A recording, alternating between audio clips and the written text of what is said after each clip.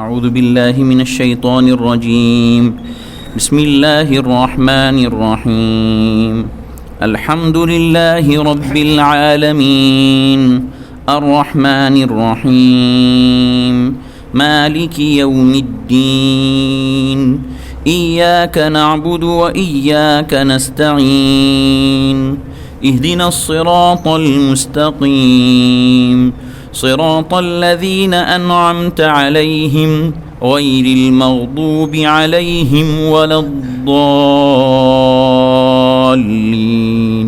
آمين بسم الله الرحمن الرحيم الحمد لله رب العالمين وصلى الله على النبي الكريم وعلى آله وصحبه أجمعين اما بعد.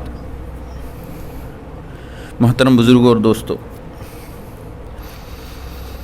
سورہ فاتحہ کی ان آیات میں اللہ سبحانہ وتعالیٰ نے ہم انسانوں کو ایک دعا سکھائی ہے، اہدنا الصراط المستقیم، جس کے معنی بتائے گئے کہ ہمیں اے اللہ ہمیں سیدھے راستے پر ثابت قدم رکھ، سیدھے راستے کی ہدایت دے اور اس پر ہمیں چلا. پھر اس کے بعد آخری آیت میں اسی سیدھے راستے کی کچھ صفات بیان کی گئیں. اس سے پہلے کی جو گفتگو تھی اس میں ہم نے یہ جانا کہ اہدنا کے کیا معنی ہیں، ہدایت دیجئے، ہمیں سیدھا راستہ دکھائیے، اس پر چلائیے، اس کے کیا معنی ہیں، اور ہدایت کسے کہتے ہیں، ہدایت کے کیا معنی ہیں، ہدایت کسے کہتے ہیں، ہدایت کے کس طرح مختلف درجات ہوتے ہیں، اور ایک انسان کو زندگی کے ہر مرحلے میں اللہ کی ہدایت کی ضرورت ہے. انسان اس ہدایت سے بے نیاز نہیں ہو سکتا، مستغنی نہیں ہو سکتا. زندگی کے ہر مرحلے میں اللہ کی طرف سے اسے ہدایت کی ضرورت ہے، اللہ کی طرف سے اسے توفیق کی ضرورت ہے. کوئی بھی انسان ہو اور وہ جس مرحلے میں بھی ہو، چاہے وہ بڑے سے بڑا نیک اور متقی اور صالح انسان ہو یا کوئی اور انسان ہو، لیکن ہر ایک انسان کو اللہ کی طرف سے ہدایت کی اور توفیق کی ضرورت ہے. اس سے کوئی انسان بے نیاز نہیں ہو سکتا. یہ بات ہمیں معلوم ہوئی. اور اہدنا کے کیا کیا معنی ہو سکتے ہیں، اور ہدایت کے کس طرح مختلف مراتب ہیں اور اس کے درجات ہیں، اور کس طرح ان میں اضافہ ہوتا ہے. اللہ تعالیٰ نے جو بنیادی مرحلہ ہے وہ اللہ تعالیٰ نے ہدایت کا ہر ایک مخلوق کو دیا، اسی لیے وہ الہادی ہے. اللہ کی ذات اعطى كل شيء خلقه ثم هدى وغیرہ وغیرہ جو آیات ہیں ان میں یہ بات بتائی گئی کہ اللہ نے ہر ایک مخلوق کو اس کی زندگی کا جو طور طریق ہے وہ سکھایا ہے. اسی طرح انسان کو بھی اللہ تعالیٰ نے کچھ چیزیں بتائی ہیں اور کچھ راستہ دکھایا ہے. پھر اس میں بھی اللہ تعالیٰ کی طرف سے مخصوص ہدایت بھی نصیب ہوتی ہے اور مخصوص اللہ تعالیٰ کی طرف سے درجات بھی ملتے ہیں اس انسان کو جو اس راستے میں ہدایت کے راستے میں لگا رہتا ہے، جس کی طرف اشارہ کیا گیا اس آیت میں وَالَّذِينَ جَاهَدُوا فِينَا لَنَهْدِيَنَّهُمْ سُبُلَنَا. جو ہمارے راستے میں محنت کرتے ہیں، جد و جہد کرتے ہیں اللہ کی توفیق کو حاصل کرنے کے لیے، خیر کے راستے میں، اللہ کی اطاعت کے راستے میں جو ثابت قدم رہتے ہیں اور اس سلسلے میں جو محنت اور مشقت برداشت کرتے ہیں، ان کو اللہ کی طرف سے ہدایت ملتی ہے اللہ کے راستوں کی. تو یہ اللہ کی طرف سے مخصوص ہے. اسی طرح اللہ تعالیٰ فرماتا ہے اللہ یجتبی الیہ من یشاء ویہدی الیہ من ینیب. اللہ تعالیٰ منتخب کرتا ہے جس کو چاہتا ہے اور ہدایت دیتا ہے اس کو جو اس کی طرف رجوع کرتا ہے. یہاں دو باتیں بتائی گئیں. ایک چیز کا تعلق براہ راست اللہ تعالیٰ کی عنایت سے ہے، اللہ کی عطا سے ہے. دوسری چیز بھی اللہ کی عطا ہے، لیکن اس میں انسان کے ارادے کو دخل ہوتا ہے اس طور پر کہ وہ اس راستے پر آ جائے، اللہ کی طرف رجوع کر لے، تو اللہ تعالیٰ اس کو ہدایت عطا فرماتے ہیں، توفیق عطا فرماتے ہیں. لیکن جو اللہ کی طرف آئے اور اس راستے میں لگا رہے تو پھر اللہ تعالیٰ کی مخصوص عطا بھی نصیب ہوتی ہے، یعنی اللہ تعالیٰ اس کو برگزیدہ مقام عطا کرتا ہے اور اللہ تعالیٰ اس کو منتخب کر لیتا ہے تو جس طرح اللہ تعالیٰ نے اپنے نیک بندوں کو اہل اللہ کو منتخب کیا، انبیاء کو منتخب کیا، تو خیر انبیاء کا سلسلہ پھر ختم ہوا، اس کے بعد اللہ کے جو مخصوص بندے ہوتے ہیں جن کو اللہ تعالیٰ نے اپنے بندے کے طور پر جن کو بیان کیا قرآن مجید میں عباد اللہ کہہ کر، تو وہ اللہ کے مخصوص بندے ہوتے ہیں جو خیر کے راستے میں ثابت قدم رہتے ہیں، اور پھر اللہ تعالیٰ کی طرف سے ان کا انتخاب ہوتا ہے۔ بہرحال یہ ہدایت کے مختلف درجات ہیں جن کی طرف قرآن کی مختلف آیات میں اشارہ کیا گیا ہے۔ تو ہمیں اللہ سے دعا مانگنی ہے کہ اللہ ہمیں ہدایت عطا فرمائیے، توفیق عطا فرمائیے۔ اور اس کے بعد کس بات کی ہدایت اور کس بات کی توفیق؟ سیدھے راستے کی، الصراط المستقیم۔ یہاں پہ دو باتیں نوٹ کرنے کی ہیں۔ سیدھا راستہ، ایک ہے راستہ اور ایک ہے سیدھا، اور اس کو قرآن مجید نے یہاں پر جس انداز میں تعبیر کیا ہے اس کے اندر تاکید کے معنی پیدا ہو جاتے ہیں اور معنی تخصیص کے پیدا ہو جاتے ہیں۔ یعنی مطلب یہ ہے عربی میں جب الف لام یہ جو الصراط کہا گیا نا، صراط نہیں کہا گیا، الصراط کہا گیا ہے، تو اس سے عربی میں ایک ایک حرف کا ایک ایک مطلب ہوتا ہے۔ اب یہاں پہ الف لام الصراط آ گیا، اس کا مطلب یہ ہے کہ وہ خاص ہو گیا راستہ، وہ عام نہیں ہے۔ یعنی مطلب یہ ہے کہ بہت سارے راستے نہیں ہیں، ایک ہی راستہ ہے۔ الصراط کے معنی مخصوص راستہ، ایک ہی راستہ، یہ معنی ہو جاتے ہیں۔ اس کے اندر پابندی پیدا ہو جاتی ہے، تحدید پیدا ہو جاتی ہے۔ جس طرح ایاک نعبد میں تھا، ہم آپ ہی کی عبادت کرتے ہیں، تو ایک انداز تھا، یہاں پہ ایک دوسرا انداز ہے، یعنی تحدید کے لیے وہ جو ہے کیا کہتے ہیں، دوسرے بہت سارے اب راستے نہیں ہیں، صرف ایک ہی راستہ ہے، یہ بتایا جا رہا ہے اس کے اندر۔ تو ایک چیز تو ہمیں یہ غور کرنا ہے کہ اللہ تعالیٰ نے راستہ کہا، اور وہ راستہ بھی کون سا؟ الصراط، یعنی دوسرا نہیں، تیسرا نہیں، صرف وہی ایک راستہ، اس کی آپ ہدایت کیجئے، ہم اللہ سے دعا کر رہے ہیں۔ دوسری بات، وہ جو راستہ ہے تنہا، جو اکیلا منفرد جو راستہ ہے، وہ راستہ سیدھا ہے، اور اس کے علاوہ جتنے راستے ہیں وہ ٹیڑھے ہیں، یہ معلوم ہوا۔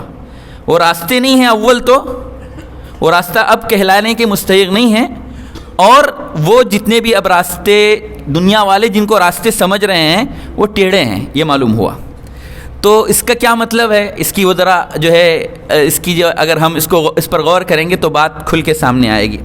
اللہ تعالیٰ نے یہاں صراط مستقیم کہہ کر دین اسلام کی طرف اشارہ کیا ہے۔ رسول اکرم صلی اللہ علیہ وسلم جو نظام زندگی لے کر کے آئے قرآن کی شکل میں اور حدیث کی شکل میں، اس کی طرف اشارہ ہے یہاں پر۔ ہم اللہ سے دعا کر رہے ہیں کہ اللہ ہمیں سیدھے راستے کی پر چلا دے، یعنی اللہ کے رسول صلی اللہ علیہ وسلم کا جو لایا ہوا راستہ ہے، یعنی دین اسلام، مذہب اسلام، اس پر ہمیں چلا دے۔ تو معلوم یہ ہوا کہ دین ایک نظام زندگی ہے، زندگی گزارنے کا ایک طریقہ ہے، ایک دستور العمل ہے، ایک گائیڈ لائن ہے جس کو فالو کیا جانا چاہیے، اور جس کو فالو کیا جائے گا وہی تو دین ہے، وہی تو مذہب ہے۔ صرف تھیوری کا نام نہیں ہے، صرف فلسفے کا نام نہیں ہے، بلکہ وہ زندگی گزارنے کا ایک طریقہ ہے۔ اسی لیے تو راستہ کہا گیا، راستے پر آدمی چلتا ہے، راستے پر آدمی چلتا ہے تو دین بھی اسی طرح سے فالو کرنے کے قابل چیز ہے، دین بھی اسی طرح سے عمل کے قابل چیز ہے۔ یہ معلوم ہوا ہمیں صراط کے ذریعے سے کہ دین راستہ ہے، راستے پر آدمی چلتا ہے تو دین پر بھی چلنا ہے۔ دین کو یا دین کی چیزوں کو صرف مخصوص ذہن میں یا فکر میں صرف رکھنا نہیں ہے، بلکہ اس کو عمل میں بھی اتارنا ہے۔ ہمیں دماغ کے اعتبار سے بھی مسلمان بننا ہے، دل کے اعتبار سے بھی مسلمان بننا ہے، عمل کے اعتبار سے بھی مسلمان بننا ہے۔ دل و نگاہ مسلمان نہیں تو کچھ بھی نہیں، عمل کے اعتبار سے بھی بننا ہے ہمیں۔ تو دین زندگی گزارنے کا طریقہ ہے، فالو کرنے کے قابل چیز ہے، اور اس پر عمل کیا جائے گا جبھی وہ دین ہے۔ تو ایک بات ہمیں یہ معلوم ہوئی، دین صرف فلسفے کا نام نہیں ہے، صرف کتابوں کی زینت کا نام نہیں ہے، صرف افکار کا نام نہیں ہے، صرف ایک کانسیپٹ کا نام نہیں ہے، بلکہ عمل کا نام ہے، زندگی گزارنے کے ایک طریقے کا نام ہے۔ تو ایک بات ہمیں یہ معلوم ہوئی تاکہ ہماری ہمت بن جائے کہ جو دین ہمیں بتایا جا رہا ہے قرآن کے ذریعے سے، جس کو ہم ابھی جس دین کو ہم پڑھیں گے اور جس کو ہم سنیں گے، جو قرآن کے ذریعے سے پیش کیا جا رہا ہے، وہ ہماری زندگیوں کے لیے ہے۔ ایک بات تو یہ معلوم ہوئی۔ دوسری بات یہ معلوم ہوئی کہ وہ جو سیدھا راستہ ہے یعنی دین اسلام ہے وہی ایک تنہا راستہ ہے اور سیدھا راستہ ہے وہی ایک. اس کے علاوہ جتنے راستے ہیں وہ اول تو راستے کہلانے کے اب مستحق نہیں رہے, اور دنیا والے اگر اس کو راستہ سمجھ بھی رہے ہیں تو ٹیڑھے ہیں, منزل تک پہنچنے والے نہیں ہیں. یہ بات ہمیں معلوم ہے. اس کو اللہ کے رسول صلی اللہ علیہ وسلم نے مختلف انداز سے سمجھایا, مثالوں کے ذریعے سے سمجھایا تاکہ بات ذہن نشین ہو جائے. قرآن کریم نے بھی سمجھایا وَأَنَّ هَذَا صِرَاطِي مُسْتَقِيمًا فَاتَّبِعُوهُ وَلَا تَتَّبِعُوا السُّبُلَ فَتَفَرَّقَ بِكُمْ عَنْ سَبِيلِهِ. یہ میرا, آپ کہیے اللہ کے رسول یہ میرا سیدھا راستہ ہے, اسی کی پیروی کرو, اسی کو فالو کرو, اسی پر چلو, اور ادھر ادھر کے راستوں پر نہ چلو, وہ تم کو سیدھے راستے سے دور کر دیں گے. قرآن میں بارہا یہ لفظ آیا ہے, بہت سارے موقعوں پر یہ لفظ آیا ہے. کہیں پر فرمایا گیا فقد ضل سواء السبیل, جس نے دین اسلام کو قبول نہیں کیا, اللہ تعالیٰ نے جو دین اتارا اور جس کو پسند کیا تمہارے لیے, انسانوں کے لیے جس کو پسند کیا, یہ الفاظ آئیں الیوم اکملت لکم دینکم واتممت علیکم نعمتی ورضیت لکم الاسلام دینا. آج میں نے تمہارے لیے دین کو مکمل کر دیا اور میں نے تم پر اپنی نعمت مکمل کر دی, تمام کر دی, اور تمہارے لیے بطور دین کے میں نے پسند کر لیا اسلام کو. تو یہ آیت ہے. اسی طرح فرمایا اللہ تعالیٰ نے جو اس دین سے منہ پھیر لے اور اس پر عمل نہ کرے تو وہ سواء السبیل کو چھوڑ دیا, اس نے سیدھے راستے کو اس نے چھوڑ دیا. یوں مثال سے سمجھیے بات کو, ایک راستہ ہے بالکل ہائی وے 4 لین یا اور جتنی بھی لین ہو سکتی ہے وہ سمجھ لیجئے, بالکل سیدھا راستہ ہے, کہیں پر اس میں کوئی موڑ نہیں ہے, کوئی کہیں پر جو ہے کوئی ڈائیورژن نہیں ہے, اس میں کوئی کہیں پر مڑنے کا کچھ ہے ہی نہیں, بالکل سیدھا. اس پہ گاڑی کیسے دوڑے گی, تیز دوڑے گی نہیں, ہے یا نہیں. ایک راستہ ہے جو بھول بھلیوں والا راستہ ہے, جس میں پگڈنڈیاں ہیں, چھوٹے چھوٹی گلیاں ہیں, اور اس کو ہم اکثر مثال کے ذریعے سے جو ہے اس طرح ہم اس کو سمجھاتے ہیں. لکھنؤ میں ایک عمارت ہے بھول بھلیاں کے نام سے, ایک بادشاہ نے وہ عمارت بنائی ہے, وہ حفاظتی نقطہ نظر سے وہ عمارت اس نے بنائی ہے. اس میں عمارت جو ہے اس طور پہ ہے کہ آدمی اس کے اوپر چڑھتا ہے تو گائیڈ جو ہیں وہاں پہ موجود رہتے ہیں, گائیڈ بہت سارے, وہ ڈراتے رہتے ہیں کہ اوپر ایسا ہے ویسا ہے, یہاں اس کے اندر سرنگیں بنی ہوئی ہیں, کوئی سرنگ آگرہ جاتی ہے, کوئی دلی جاتی ہے, اور پتہ نہیں کہاں کہاں جاتی ہے, اس طرح وہ سمجھاتے ہیں. تو وہ اس پر آدمی چڑھتا ہے تو اس کے سامنے 4 راستے ہوتے ہیں. یوں ایک راستہ ہے, یوں ہے, یوں ہے, یوں ہے, 4 راستے ہیں, اور چاروں بالکل یکساں ہوتے ہیں. کہ مان لیجئے جیسے ہم آگے کو بڑھے, ادھر ادھر مڑے نہیں, آگے کو بڑھ گئے, تو پھر وہاں پہنچنے کے بعد جو ایک وہ بنا ہوا ہے, کیا کہتے ہیں, چھوٹا سا کمرہ نما سمجھ لیجئے, چھوٹا سا, پھر وہاں پہ پھر 4 راستے ہیں. آدمی کا دماغ کام نہیں کرتا, چکر آ جاتا ہے آدمی کو کہ یہ کیا ہو گیا, کہاں جاؤں میں, بالکل یکساں چاروں, کہیں سمجھ میں نہیں آ رہا. اچھا ٹھیک ہے, اب آگے جائیں گے پھر وہی, چلو دائیں جائیں گے تو پھر وہی 4 راستے, بائیں جائیں گے تو پھر وہی 4 راستے, پیچھے کو آئیں تو پیچھے کو بھی ہم پہنچ نہ پائیں, آدمی کا دماغ چکرا کے رہ جائے. وہ حفاظتی نقطہ نظر سے کسی زمانے میں بادشاہ نے بنایا تھا کہ دشمن آ جائے تو ایسے ہی پھنس جائے اور وہ پہنچ نہ پائے. لیکن وہ سمجھنے کے لیے ایک آسان بات یہ ہے کہ دوسرے جو مذاہب ہیں ان کا مطلب ہے بھول بھلیاں, یعنی آدمی جو ہے اوپر تک نہ پہنچ پائے, منزل تک نہ پہنچ پائے, الجھ کے رہ جائے اسی میں. اصل میں کیا ہوتا ہے, جس کے ہاتھ میں صحیح, جس کے پاس صحیح راستہ نہیں ہوتا ہے وہ ادھر ادھر کی گلیوں میں داخل ہو جاتا ہے, اور ظاہر ہے رخ ہی الٹا ہو گیا تو کہاں منزل تک پہنچے گا.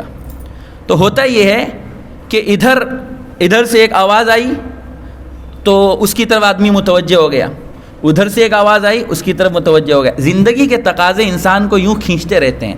جس کے ہاتھ میں سواء السبیل نہ ہو, یعنی سچا راستہ اور سیدھا راستہ نہ ہو, یعنی دین اسلام نہ ہو, وہ ادھر ادھر بھٹکتا رہتا ہے.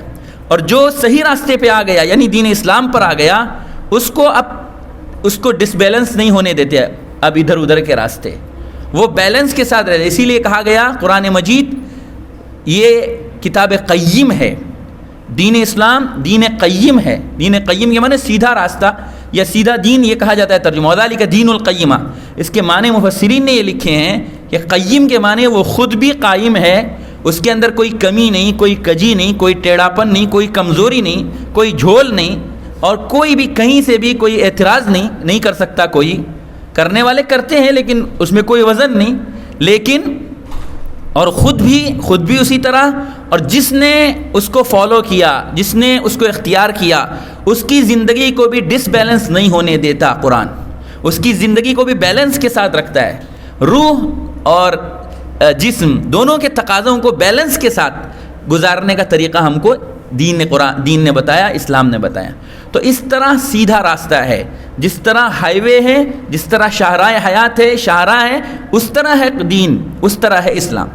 اب ایک سوال یہ پیدا ہوتا ہے یہاں پہ بہت سارے لوگوں کے ذہن میں، خاص طور پہ آج کے زمانے میں جو مسلسل دشمنان اسلام نے اور مستشرقین نے خاص طور پہ جو سوالات کیے، اس کے نتیجے میں ایک سوال یہ پیدا ہوتا ہے، اکثر ہمارے بچوں کے ذہن میں بھی پیدا ہو جاتا ہے کہ ہم اتنے اعتماد کے ساتھ، اتنے کانفیڈنس کے ساتھ ہم یہ جو کہتے ہیں کہ دین اسلام ہی طریق نجات ہے اور دین اسلام پر ہی عمل کریں گے تبھی نجات پائیں گے، دوسرے کسی مذہب پر عمل کریں گے آج تو نجات نہیں پائیں گے.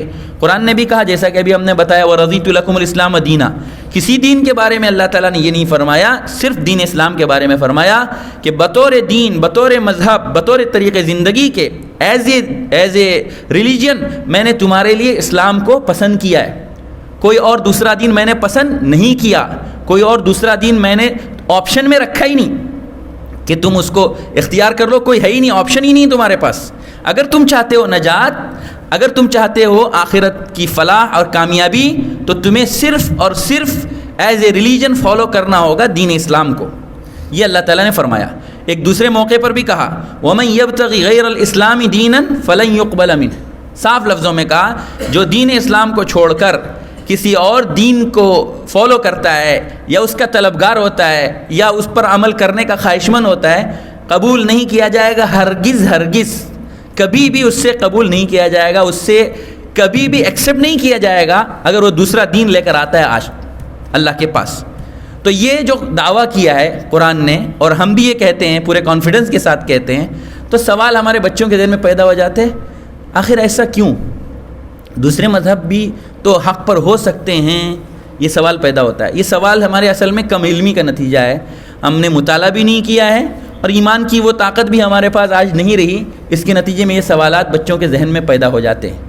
اس کا جواب کیا ہے؟ کیسے ہم کہہ سکتے ہیں کہ دین اسلام ہی تنہا مذہب ہے اور دوسرے مذاہب صحیح نہیں ہیں؟ تو بنیادی بات ہمیں یہ یاد رکھنی چاہیے، یہ ہماری بات ہے یا ہمارا جو دعویٰ ہے، یہ ایسے ہی صرف گمان پہ، خیال پہ قائم نہیں ہے. اس کے پیچھے ٹھوس حقیقت ہے جس کا انکار نہیں کیا جا سکتا. آج تک کسی نے انکار نہیں کیا اور آئندہ بھی کوئی انکار نہیں کر پائے گا. وہ کس طور پر؟ وہ اس طور پر کہ ہمیں یہ بات معلوم ہوئی ہے قرآن مجید کے نتیجے میں. قرآن مجید اللہ کی کتاب ہے، برحق کتاب ہے، اور تنہا وہی کتاب آج ہے جس سے ہم فیصلہ لیں گے، جس کو ہم فیصلے کے لیے تسلیم کریں گے. کیا چیز صحیح ہے اور کیا چیز غلط ہے، کیا چیز حق ہے اور کیا چیز باطل ہے، اس کو اگر ہم جاننا چاہتے ہیں تو قرآن تنہا اور تنہا، اور کچھ نہیں. تنہا اور تنہا قرآن ہے جس کے ذریعے سے ہمیں معلوم ہوگا کہ کون سی چیز صحیح ہے، کون سی چیز غلط ہے. قرآن حق و باطل کی کسوٹی ہے، قرآن فرقان ہے. حق و باطل کو پہچاننے کا معیار قرآن ہے، اور دوسری کوئی کتاب نہیں ہے، دوسرے مذاہب کی کتابیں نہیں ہیں، کیونکہ وہ زمانے کے گزرنے کے ساتھ ساتھ اس میں تحریفات ہوئیں، اور یہ ہر ایک یہ بات تسلیم کرتا ہے، چاہے وہ کوئی بھی دشمن ہو، وہ اس بات کو تسلیم کرنے پر مجبور ہے. وہ خود اس بات کو تسلیم کرتے ہیں. کسی کے پاس اس شکل میں آسمانی کتاب محفوظ نہیں ہے جس شکل میں ان کے نبی پر وہ کتاب اتری تھی. کوئی دعویٰ نہیں کر سکتا. اول تو یقین کے ساتھ کچھ ہی لوگ کہہ سکتے ہیں متعین طور پر کہ فلاں فلاں کتاب نازل ہوئی، جیسا کہ قرآن نے کہا توریت نازل ہوئی موسیٰ علیہ السلام پر، زبور داؤد علیہ السلام پر، انجیل حضرت عیسیٰ علیہ السلام پر. تو یہ تو کچھ ٹھیک ہیں یقین کے ساتھ جو کہہ سکتے ہیں، لیکن اور دوسری کتابوں کے بارے میں یقین بھی نہیں ہے. کچھ ہیں جیسے ابراہیم علیہ السلام پر کچھ صحیفے نازل ہوئے تھے، اسی طرح جو ہے اور دوسرے انبیاء پر، لیکن اور دوسرے جن کا تذکرہ قرآن میں نہیں آیا ان کے بارے میں یقین سے نہیں کہہ سکتے. اور ان کے اوپر بھی جو کتابیں نازل ہوئی ہیں یہ کتابیں اپنی اصلی شکل میں نہیں ہیں. بائبل کا تذکرہ کر لیں مثلا فار ایگزامپل، تو بائبل کے متعدد نسخے ہیں. پہلے 4 کہے جاتے تھے، اب اور 5 ہو گیا، اب شاید اور 1 ہو گیا یا ہونے والا ہے. تو اس کے متعدد نسخے ہیں. اس کو جو مرتب کیا گیا، مدون کیا گیا، وہ کئی سال کے بعد حضرت عیسیٰ علیہ السلام کے آسمان پر اٹھائے جانے کے، اور ان کے عقیدے کے مطابق عیسیٰ علیہ السلام کو سولی دی گئی. تو اس کے بعد کئی سالوں کے بعد ان کے جو حواری تھے انہوں نے مرتب کیا، اور انہی کے نام سے وہ کتابیں منسوب ہیں. اور دوسرا کوئی بھی نہیں کہہ سکتا متعین طور پر کہ وہ کتاب اسی شکل میں محفوظ ہے. بلکہ یہاں تک کہ بائبل کے بارے میں تو محققین نے یہاں تک لکھا ہے کہ آج اس میں جو کچھ بھی موجود ہے، حضرت عیسیٰ علیہ السلام کی ٹیچنگز، حضرت عیسیٰ علیہ السلام کی تعلیمات کا اگر جائزہ لیا جائے تو اخبار کے 1.5 کالم سے زیادہ اس میں نہیں ہے. جو اس وقت انجیل کے نام سے، بائبل کے نام سے جو نیو ٹیسٹامنٹ ہے، جو عہد جدید ہے جس کو انجیل کہا گیا، تو اس میں حضرت عیسیٰ علیہ السلام کی تعلیمات اتنی سی ہیں، بس اخبار کے 1.5 کالم سے زیادہ نہیں. تو پھر کس بنیاد پہ دعویٰ کیا جا سکتا ہے کہ دوسری کتابیں برحق ہیں؟ ہرگز نہیں.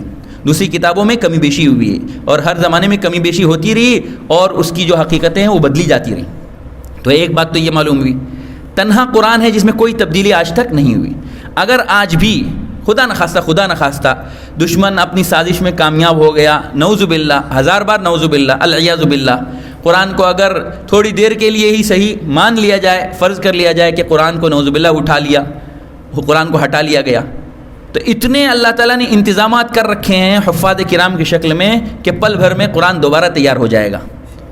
چھوٹے سے چھوٹا بچہ بھی اس معجزے کا شاہد ہے اور اس کا گواہ ہے. چھوٹے سے چھوٹا بچہ بھی، اگر کوئی بڑے سے بڑا آدمی بھی، چاہے وہ وقت کا بہت بڑا امام ہو، وقت کا بہت بڑا عالم ہو، وہ بھی اگر کوئی غلطی کرے گا، زبر زیر پیش کی بھی غلطی کرے گا، تو اس کو لقمہ دینے کے لیے چھوٹا سے چھوٹا بچہ موجود ہے. اللہ تعالیٰ نے انتظام کر رکھا ہے. اللہ نے فرمایا انا نحن نزلنا الذکر وانا له لحافظون، ہم ہی نے یہ نصیحت کی کتاب اتاری، ہم ہی اس کی ضرور حفاظت کریں گے، ہم ہی بے شک اس کی ضرور حفاظت کریں گے. دیکھیے اس کا جو انداز ہے، اللہ تعالیٰ نے فرمایا بے شک ہم ہی اس کی ضرور حفاظت کریں گے. تو پوری تاکید کے ساتھ، پورے زور کے ساتھ اللہ نے فرمایا، اور دنیا نے دیکھ لیا، زمانہ شاہد ہے اس کا کہ کس طرح قرآن محفوظ ہے. 1000 دشمنوں کی کوششیں ہو رہی، پھر بھی محفوظ ہے، اس میں کوئی کمی بیشی نہیں ہوئی. اچھا یہ سوال کہ قرآن ہی برحق ہے، قرآن اللہ کی طرف سے اتاری گئی کتاب ہے، اس کا کیا ثبوت ہے، اس کی کیا دلیل ہے؟ اس کی دلیل خود قرآن ہے. کہتے ہیں فارسی میں آفتاب آمد دلیل آفتاب، سورج کا آنا خود سورج کی روشنی کی دلیل ہے. سورج سے کون کہے گا کہ سورج کی روشنی کی دلیل چاہیے؟ ارے سورج کی روشنی خود دلیل ہے سورج کی. تو قرآن کریم خود دلیل ہے اس بات کی کہ قرآن اللہ کی طرف سے ہے. اگر قرآن غیر اللہ کی طرف سے ہوتا، وَلَوْ كَانَ مِنْ عِنْدِ غَيْرِ اللَّهِ لَوَجَدُوا فِيهِ اخْتِلَافًا كَثِيرًا أَفَلَا يَتَدَبَّرُونَ الْقُرْآنَ. لوگ قرآن پہ کیوں نہیں غور کرتے؟ اگر قرآن اللہ کے علاوہ کسی کی جانب سے ہوتا تو اس میں کمی بیشی نظر آتی، اختلاف نظر آتا، کوئی کمی نظر آتی، کوئی ٹیڑھاپن نظر آتا. کہیں بھی کوئی انگلی رکھ کے دکھا دے یہ تعبیر غلط استعمال ہوئی ہو، یہ جو ہے لفظ غلط استعمال ہوا ہو، کہیں کوئی زبان کے اعتبار سے، لٹریچر کے اعتبار سے، اسٹینڈرڈ کے اعتبار سے کوئی ایک لفظ بھی دکھا دے کہ اس میں ذرا سا کسی لفظ کے بارے میں کہا جیسے یہ لفظ نہیں ہونا چاہیے تھا، دوسرا کوئی لفظ ہوتا تو اچھا تھا. عربی زبان کے ماہرین اس زمانے میں جتنے تھے، وہ گولڈن ایج ہے عربی کا، گولڈن ایج، جاہلیت کا زمانہ، وہ اس زمانے میں اس کا چیلنج تھا، پوری شان کے ساتھ چیلنج آج تک باقی ہے. کوئی دکھا دے اس کے اندر ایک لفظ جو غلط استعمال ہوا، اگر مان لیجئے اس کے لفظ کو ہٹا دیا گیا تو ایسے ہی ہوگا جیسے انگوٹھی سے نگینہ اٹھا دیا جائے. انگوٹھی سے نگینہ ہٹا دیا جائے تو کتنی بدصورت لگتی ہے، ایسے ہی قرآن کا ایک لفظ ہے جو نگینے کی طرح سے ہے، موتی کی طرح سے. تو یہ حقیقت ہے، اس کو کوئی جھٹلا نہیں سکتا، انکار نہیں کر سکتا. اور یہ قرآن نے چیلنج کیا. چیلنج کون کرے گا؟ جس کے اندر کچھ دم ہوگا وہ چیلنج کرے گا. قرآن نے چیلنج کیا، اس جیسا کلام لا کے پیش کر کے دکھا دو.